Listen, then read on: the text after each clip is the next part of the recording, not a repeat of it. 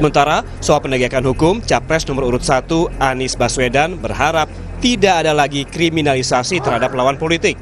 Menurut Anies, hukum tidak dipakai untuk kepentingan politik. Etika, prinsip-prinsip penegakan hukum, prinsip-prinsip penegakan keadilan harus ditegakkan. Kami melihat pentingnya untuk bisa mengembalikan kewibawaan pengadilan, mengembalikan kewibawaan aparat penegak hukum, dan tidak lagi ada kriminalisasi pada siapapun.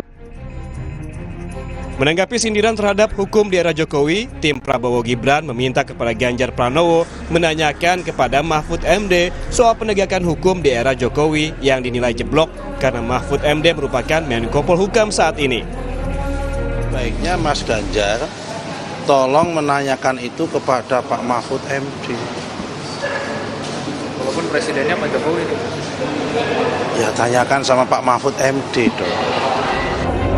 Sementara itu, menurut Mahfud MD yang merupakan cawapres Ganjar Pranowo sekaligus Menko Polhukam saat ini, nilai merah yang diberikan oleh Ganjar merupakan penilaian setelah keluarnya putusan Mahkamah Konstitusi tentang batas usia Capres-Cawapres.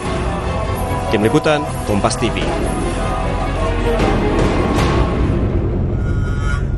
Sesaat lagi saudara, hari ini DPR menggelar rapat paripurna untuk mengesahkan KSHD Jenderal Agus Subianto sebagai Panglima TNI sebelum nantinya dilantik Presiden Jokowi.